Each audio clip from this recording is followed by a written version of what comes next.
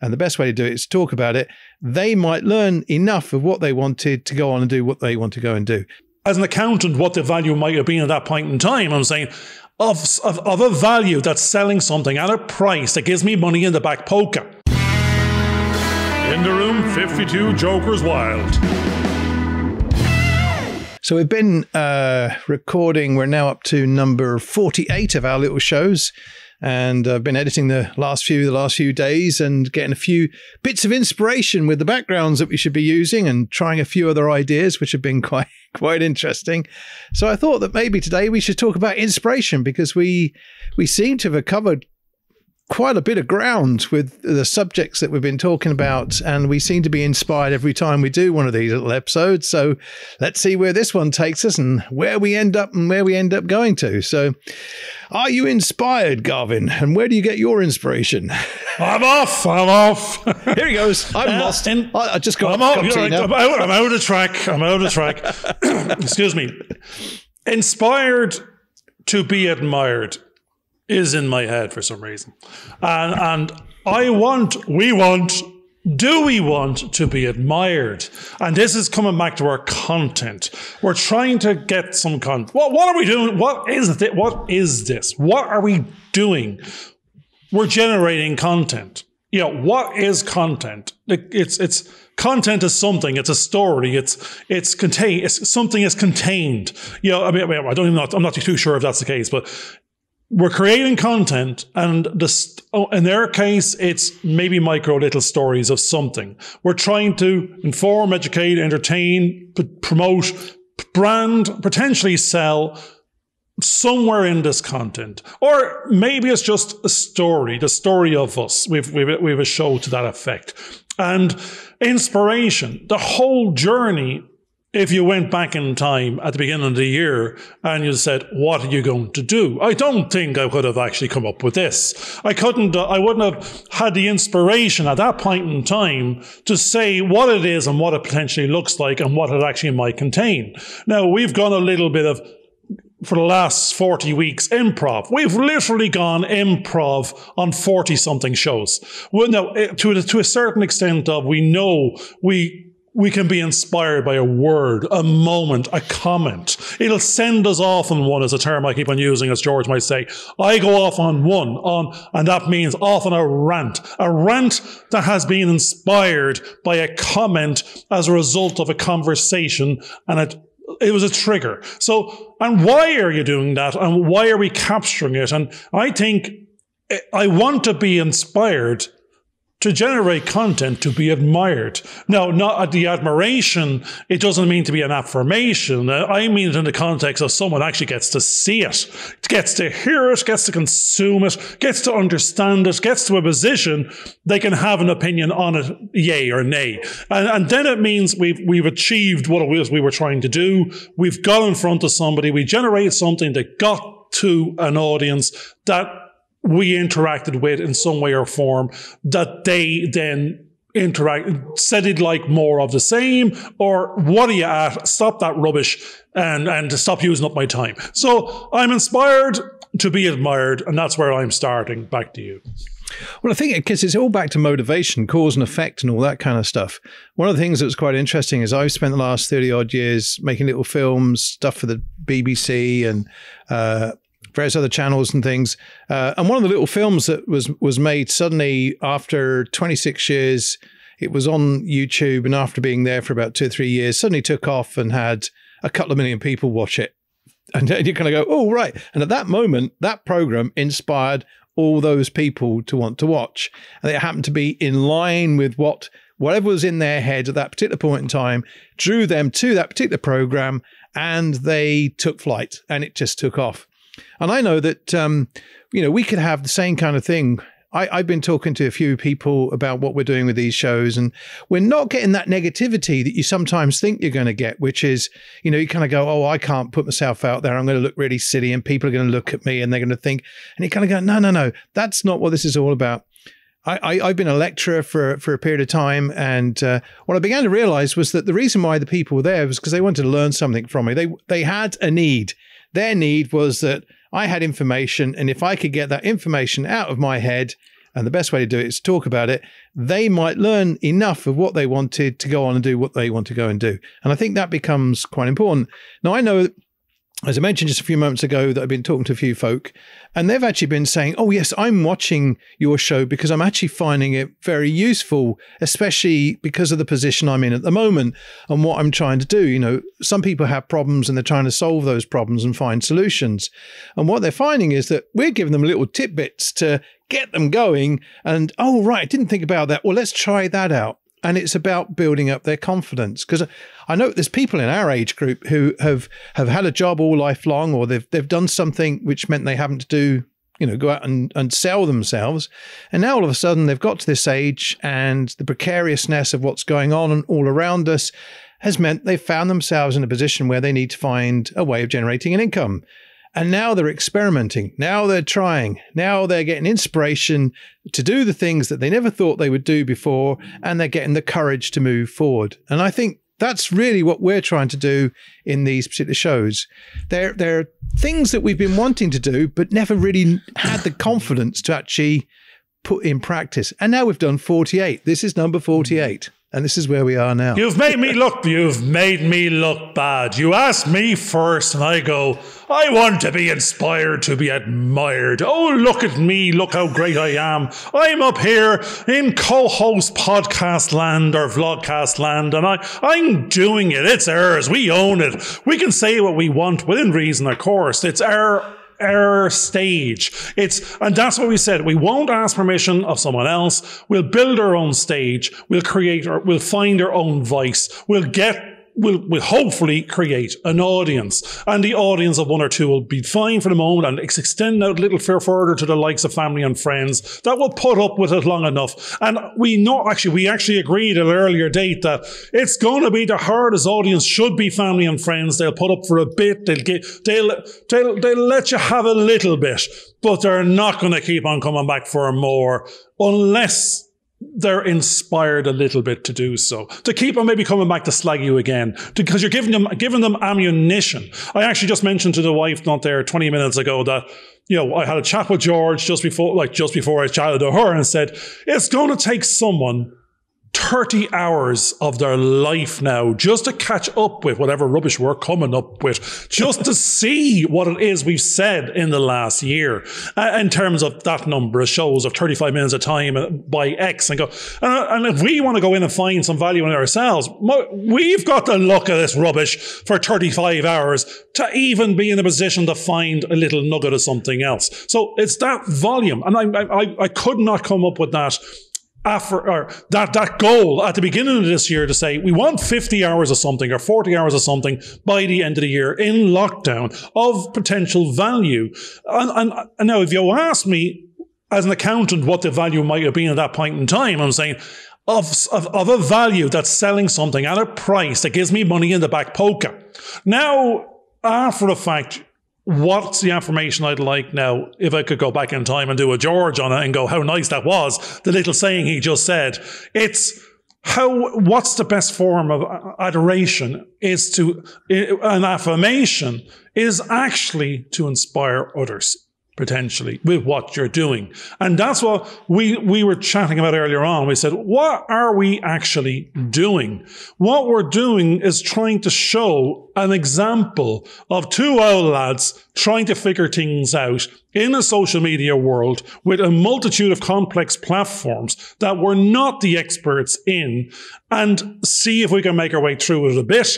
Can we generate something of interest? Can we brand and get visibility? Now, we're not saying we're successful in any of the above yet, but we're successfully turning up. There's no blank sheets. We're there day in and out. We've got something to say. We have a voice. We're dressing up. I've got a clean shirt on. I was trying to get my hair cut before this one, but I just couldn't find the actual for all intents and purposes. But we want to turn up. We want to dress up. We want to say something that might actually be consumed in the manner of the content that gets consumed is something inspiring to inspire someone to get out of a rut, to do something different, to start something again, to not be afraid, to know they have a friend in us to go on a journey with us, whether it be past, present, or future, that it's okay. And it doesn't matter if we succeed, because we don't know what the success actually is. The success is in the starting. The success is engaging with the process. The success is to keep on getting up and doing. And the success is the fact that if we can, you can, and let us know, if we can help. That's what we want to do. We'll do a show on it. We'll have a conversation about it. And we'll use examples from our own history and family and friends and the world at large and information we might have been exposed to. If we can help ourselves, we can help you. If we can help you, we can help ourselves. And I'm inspired to keep on doing this and keep on getting up and hopefully doing with George till I kill him effectively, because he just doesn't know it yet. Well, one of the great things about what we're doing is that this is a conversation, and the best way to have a conversation is with two people. That's why Garvin's at one end and I'm at the other end, and we're having this conversation. Because one of the biggest problems that a lot of people are feeling at the moment is they're feeling lonely, they're feeling on their own, they're feeling disconnected from the things that they used to be part of, where they used to go out and feel as though they're part of some kind of social group. And now with all the different lockdowns in different places, we can't go very far. We can go so far if we want to go out for a bit of exercise, but we're not allowed to mix with other people. And there lies the problem, because most of us like to have a good conversation. Doesn't have to be about anything, doesn't have to be about solving a problem, but the exercise of actually talking is actually really good for us because it gets us all going and we can feel that we can face the world and do all sorts of things. I was down in the chemist earlier on today and I've got a little video from my son showing me the grandson standing up in his cot and kind of going, "Google, tell us a joke." I'm kind of going, he's already, this is like, Scotty on the Enterprise going, "Computer, tell me a joke." And I'm kind of going, oh my goodness, this is a 19-month-old child asking the computer to tell it a joke. And then it giggles when it hears the joke, whatever the joke is. And I thought, well, this is fabulous. He's already learning. He's got 4 or 5 words now pieced together into a sentence, and he's having a little conversation with his dad and having a bit of fun. These conversations are really important because I know that some people have been listening to what we've been saying. And as I said earlier on, they're feeling inspired. They're feeling a bit more motivated. They feel that they can take on challenges that they didn't think they could do before, that they had fears about. And that's really all it is. Trying to encourage people to do something and not to be frightened of the things that they thought they couldn't do. We're exploring this. I'm exploring how to do music and the keyboards, messing around hopefully fairly soon with a little synthesizer.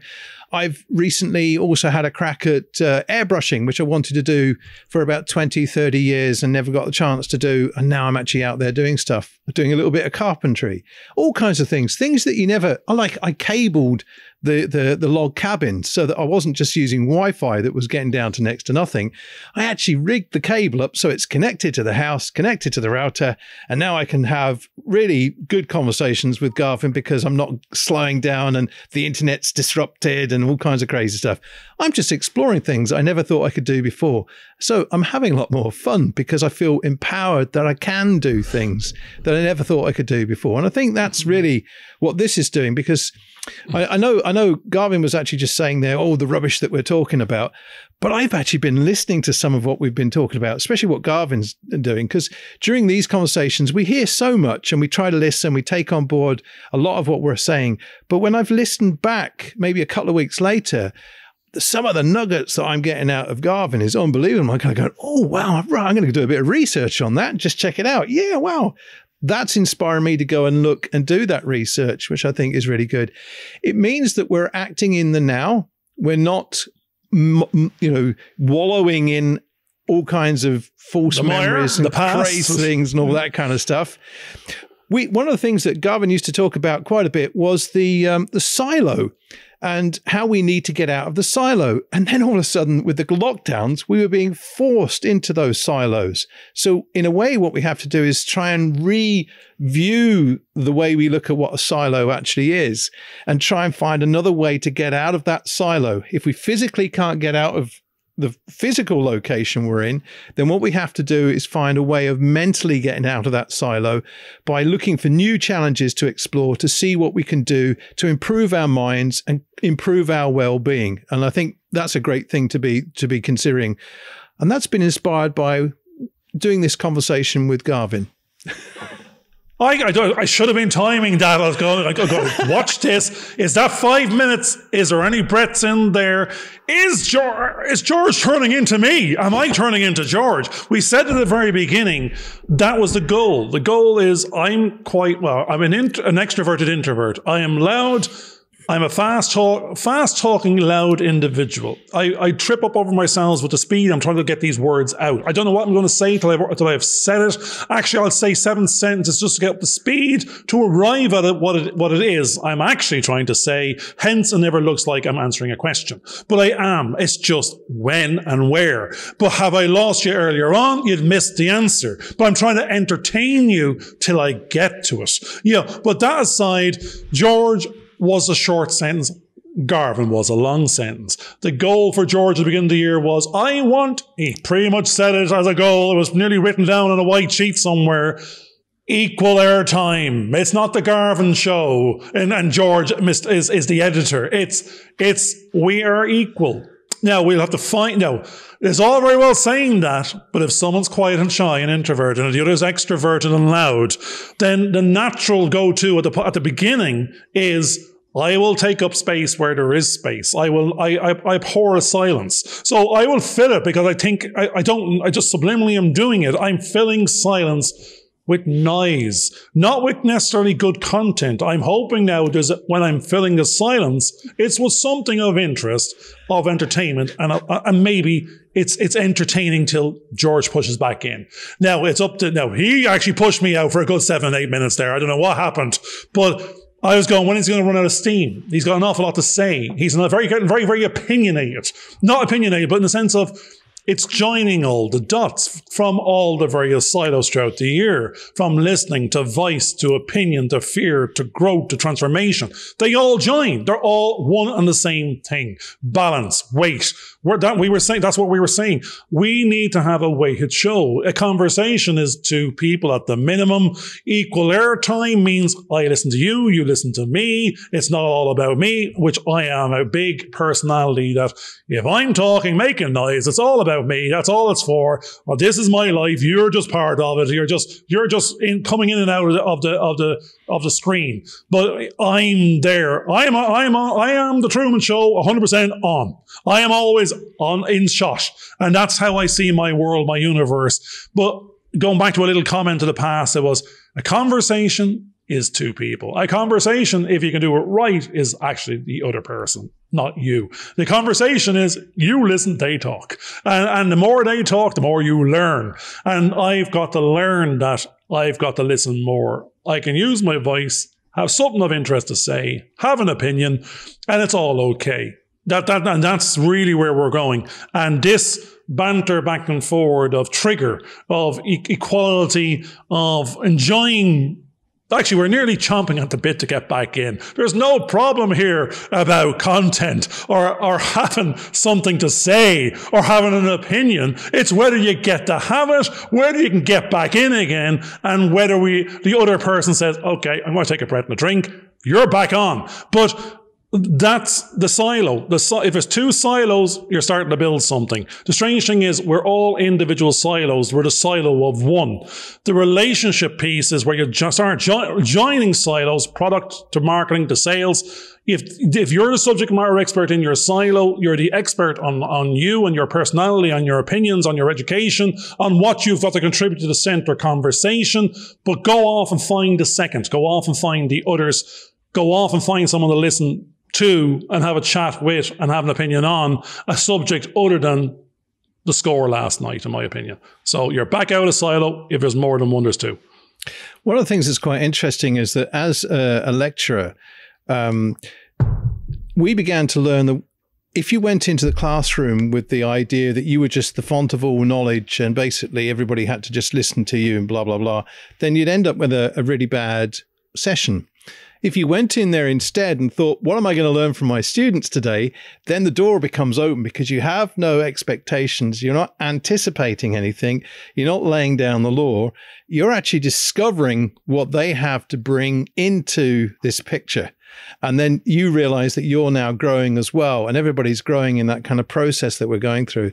And I think that's something that's very important, because a lot of what I've been doing in the past, I have been interviewing people as part of the filmmaking process, and you do get to listen and you're trying to nurture out of the person something. So the silences become quite useful because, as Garvin has found, he wants to fill those. And so do most of the people that you're interviewing, because they kind of go, oh my God, I need to carry on saying something. He hasn't reacted. And that's what's going on. You need to react and because you're giving feedback to the other person to help bring out of them what they want. And I think that's a good idea if you can echo what they're actually saying back to them in some way and paraphrasing it, because it helps them begin to understand a little bit more about what it is that they've actually just said. And then when they hear it back again, that it kind of triggers other things in their brain, and they start to see things with more clarity, and they can answer and solve their own problems. Because in many ways, we can't solve people's problems all the time or any of the time.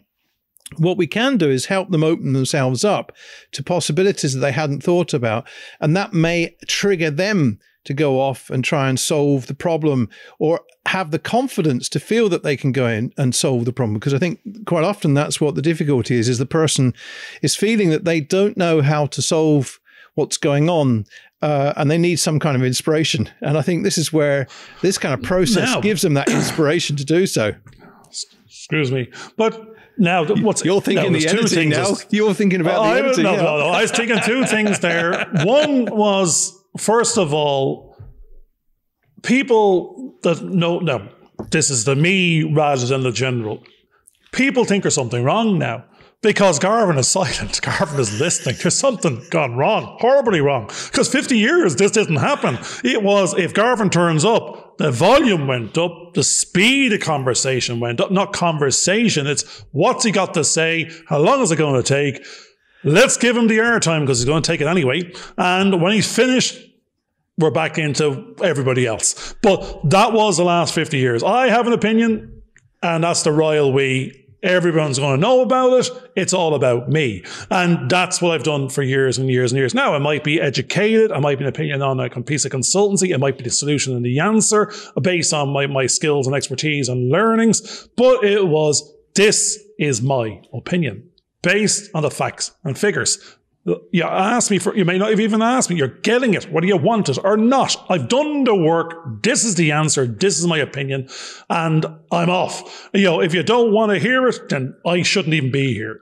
So that was the game. And if it's entertainment and even friends and family, there is no silence when there's a Burke in the house. The kids are the same. It's who's talking. When their friends were over, and when my friends were over when I was a young child, people, when they went to their houses, you could hear a pin drop. When you came to ours, the pure volume and noise, and it was 5 people talking at each other at cross purposes, across the table at levels of volume and speed, and not one of them was on the same conversation. Not one of them was replying to the other. Everybody had their own opinion, and everyone was giving it at the same time. So what's happening now is, if I'm there sitting there listening, they're going, what's wrong? What's wrong with you, Garvin? You're sad. Is there something? And I'm going, no, I'm mindful of you. I'm listening. What have you got to say? And I suddenly realized nothing. I have nothing to say. They were here for the trigger. They were here. I was a trigger. They were here for the entertainment, the laugh value. Because if they go somewhere else, they can discuss sex, drugs, and rock and roll, the newspaper and the sports. But they come to me, they didn't know what's going to happen every 5 seconds. They didn't know what the subject was going to be. They didn't know what I'd found out that day, and I was going to regurgitate at them. I was meant to be the improv entertainment now, because that was the position I had built for myself over the years. I just didn't know it. I was the entertainment. I was let's see what this is. Well, we'll be good for a laugh, and then we can go back into our own understanding of normality and swapping back and forward of conversation and positioning. And because those rules go out the door in the past. Okay, I'm a bit more mindful with George has trained me. I'm being trained. It's other people are important. Listen more. And actually, the big word from the listen is The more you listen, the more you learn. In the absence of a listen, am I actually learning anything new if I just go and meet people and I just do all the talking? I already knew all that before I arrived. Now, admittedly, I think I was mostly there in the sense of I felt my role was to entertain. And therefore the talking usually was quite quick-witted. And, you know, it was that type of thing. It wasn't conversational. It was quirky, fast humor, you know, entertainment. That was my enjoyment factor of when I go out to talk. I go out to entertain. It's not I go out to work and inform and educate.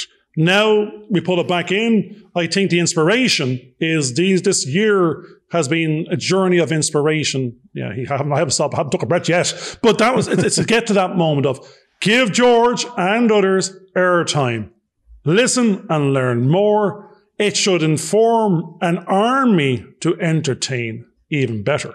And I'm inspired to possibly, potentially, maybe more than likely, listen. Well, every now and again, not so often. What's interesting is that you've just reminded me of something my sister said earlier on today. And she's been listening to the shows and you know, just watching what we're doing. And she said, you know what? I'm being reminded of the Saturday mornings around the table when we'd have breakfast as a family and we'd have a discussion. And before we knew it, we'd be having lunchtime and we'd carry on having discussion. And that was our family time. And it actually wasn't a battle. It was really good because people were putting across ideas, making suggestions. They were coming up with other little theories. We would then, as a family, be exploring those ideas. And actually, that was it was kind of inspirational because it was leading us to all kinds of possibilities. And one of the things that we discovered was that my dad didn't like politics and he didn't like religion. So my brother was into politics and I got into religion. And that was our way of sort of throwing in a few spanners. That was our rebellion within the family. I found it very interesting listening to what you were just saying there about how you're the one that sort of was always expected to be the one filling in the gaps and entertaining everybody. And it was almost as though that was the way that you were actually serving people, was through entertaining them and giving them a good laugh and filling in the gaps and making sure that nobody else felt awkward. But it left you kind of, in a way, a little bit impoverished because you weren't getting that chance to actually learn something. So I think maybe, hopefully, this is where this is giving you that kind of inspiration to realize that you don't have to be the one filling in the gaps all the time. And I think that's why I'm now able to fill in some of the little gaps and have a little bit of a nat and a little bit of a banter, which at the beginning of these shows was really part of what I had mentioned to you, was that I was hoping that I could find my voice, because I needed sometimes to go through things. I listened to a lot of people and a lot of the problems that they would have. And again, part of it is just listening to them to allow them to have a voice. But in the process, I kind of felt that I was losing my voice. I wasn't getting the chance to let out some of the steam that I might have built up. And I think this is where this is given, not to let off steam, because I don't really want to let off steam, but it's given me a chance to sort of speak about things and get things out. And then we can come back and listen to those things and start to go, oh, actually, there's a few little things I can do. I can tweak this and I can tweak that. But again, it's not about, now, I'm going to sort of contradict myself a little bit, because we've both been talking about the me and the me. And in many ways, the me within us needs to get out, because we're trying to actually share the me. Whereas I think maybe me being quiet hasn't allowed me to have a voice.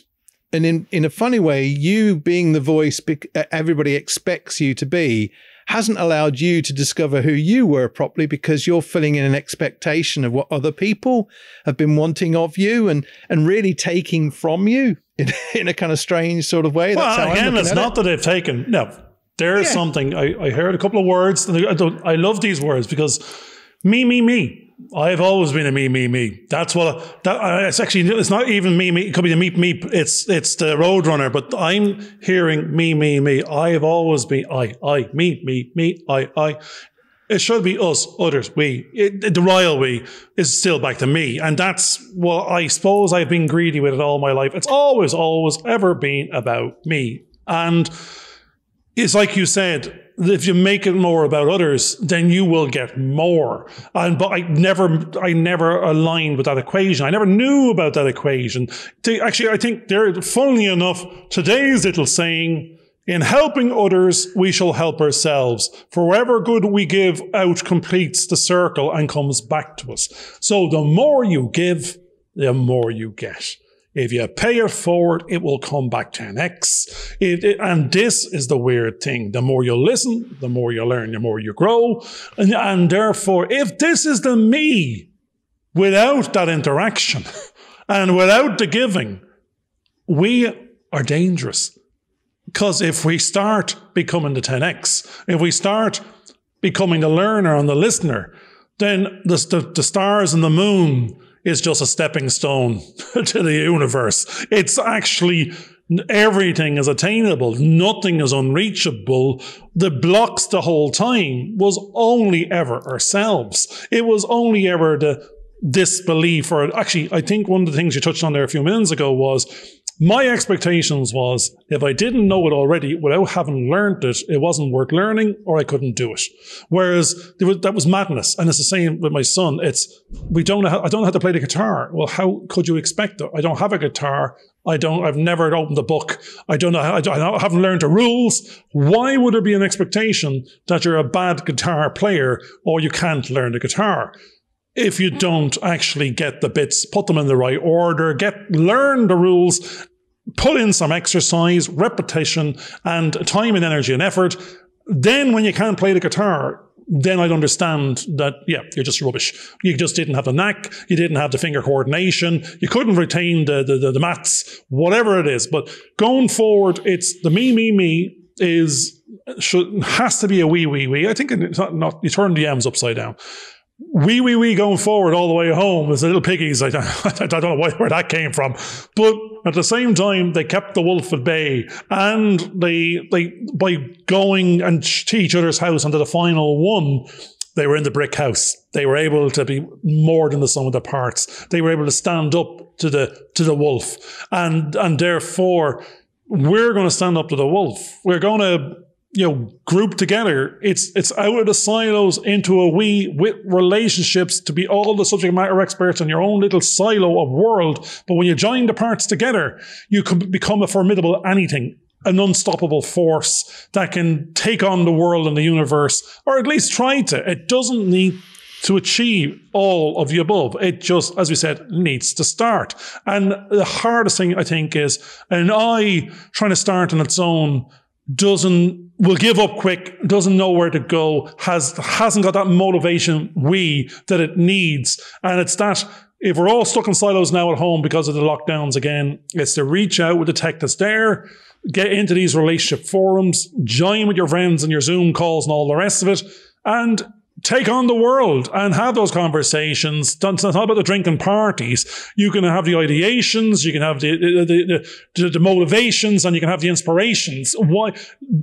That's what you need to be doing. You need to find some more ways and take them on new journeys. And that's where we're going. Now, one last roundup, because the last question, it was two things. Now, the second bit was, unbeknownst to ourselves, where I was in the past trying to be the laziest fecker on the planet. Again, was my route to market was, if you can get a lazy person to do a job, they will find the easiest and fastest way and most efficient way to do it. And then they will save the rest of the time for themselves. Now, I was that person. So therefore, I would figure out the quickest, the best, and then I will do the least after that, because I've got the minimum ask. Therefore, I should be on to the next one. No, I got the minimum ask. That will do. That's what you asked for. Now that time is back to me. That's mine. It's not to spend on you again, because you've asked for the solution, not to keep on giving you the hour. It's not the hour. So with ourselves, in our inspirational journey of the last year, if you went back in time and figured out what we were going to do in terms of workload or effort or what might be involved in it, we were saying we're tired individuals of the past doing lots of work and lots of hours. And now I find myself with twice the amount of jobs that I had before, but I'm inspired to do them. I want to do them. Every time we're creating more and more work, but the work is the effort to fulfill the inspiration, creation, ideation. We want, the work is required to manifest what we were inspired to do. And therefore, I feel very inspired. And every single day we're coming up with more and more to do. Not more and more work, but more and more creativity. We can't turn off the bloody flow. So that's where I find myself at the moment. I think George is in a similar state. There's plenty of work, more to do. One of the things that's quite interesting is I think what's very important is that you need to find someone that's not the same as you. You need to find someone that's the opposite to you. Now, one of the things that's really quite good there was Garvin was saying that if he could find the most efficient way of achieving something, he would do, because he said that he was a lazy person. Now, what's really fantastic is to have someone like Garvin, who I don't think is a lazy person, but to have someone that looks at things in that perspective, when you're coming from my perspective, who tends to feel that you're always being asked to do the bulk of the work, and you end up real grafting to try and do stuff, and you actually can get to the point where you don't know when to stop. You need a Garvin to tell you when to stop, because that's the motivation that's going on here, because we now have a collaboration that's going on that I'm constantly being told, George, stop, stop, stop. And I actually now are getting the breaks that I actually need to keep on going, to be able to replenish myself, which I think is a really, really good thing. Whereas I've worked in an industry that will actually burn you out and then chuck you out because you've been sort of so drained of all your energies. Whereas now I'm finding that I'm getting a chance to do exercises in the morning, and I'm getting a chance to stimulate my brain at the same time as I do my cycling on the exercise bike, and I watch a video that inspires me. And that motivates me to go on to do stuff the rest of the day. I'm working longer in one sense, but I don't feel that I am, because I'm enjoying the processes I'm going through, and I actually feel satisfied at the other end of the day, which I think is a fantastic way to feel. So it is important that you find someone that is an opposite to you, that you, in your collaboration, you bring each of your extremes into a middle flow that helps you both benefit from that process that you're going through. And I think we're discovering that that's what's happening with us. And I don't think I've actually enjoyed the working I've been doing as much as I've been enjoying what I'm doing at the moment, as I have when we've been doing what we're doing with Garvin. And that's during a lockdown period as well, which I think is fantastic. So we're going to have to come to a close now, here. I heard a couple of little things, and the weird thing is it's all about, if you're joining dots, bring the difference. Bring two difference together. Don't bring two sames, because two sames are just the same thing again, and then they're just going to be fighting for the louder voice of no one's bringing anything new to the game. That's, in my opinion. As I said, they can cancel each other out. It's all about the... Exactly. They're just building on the same silo. That's the problem. There's no point in having 6 cameramen. You know, if there's no cinematographer, no boom operator, no cast, no crew, no clue, no invest. I mean, no, it's one is enough. If you need more resource of that, then that's fine. But you have to get the other bits first, then double up. Then you're just growing. You're growing because of capacity. But in terms of the smallest number is not 1. The smallest number is 2, because you need a different you. And then the sum of the 2 is actually usually a higher sum of the parts. 1 + 1 is 3. That's the number we're looking for. It's because there's the 2 extreme bipolar opposites, which will be much of the same. There's 2 differences in the middle that join, that become more than 1. And therefore, those 2 people in that order, as us as a couple, as an example, we're covering 6 and 7 different silos of marketing, branding, accounting, HR, IT, technology, production, editing. We're not coming from a silo of 1. We've come from, we're joining much more, and we recognize, if we want to build something behind us, what each of those individuals' roles to manage their silo looks like, what their roles and responsibilities will be, what they need to bring to the game to own the silo. That's what a subject matter expert is. We will be hiring the silo owners, and then they are responsible for delivering on the capacity or the output of what that silo is. But in terms of just individuals, we're all silos of our own personality. We don't want to keep on meeting the same personality walking in the door. We want to meet a different personality and go make friends and find the common ground. We're not trying to change the personality. We're not trying to change those opinions. That's what the battle conversations are about, is you'll win one day, I'll win the next, because it'll be based on argument of something or there are facts and figures thrown in to stack up and pack up and rack up. It's like public speaking. It's someone has to win the day, but not necessarily the war. The war is got to be kept on fighting because otherwise you're dead. So the war we're going to have to fight is conversation battles. And we want to keep on entertaining and informing and educating and meeting new personalities and winning them over. And when you win them over, you've gone and made friends and influenced people and potentially have been left with a relationship worthy of moving into the future with. So I found a new friend, a new comrade at arms. I have a new relationship that wasn't there before. We're in constant battle, a constant war. We're taking no prisoners. We'll see you soon. Thanks a lot, and bye for now. Do what it says on the tin. Follow and share.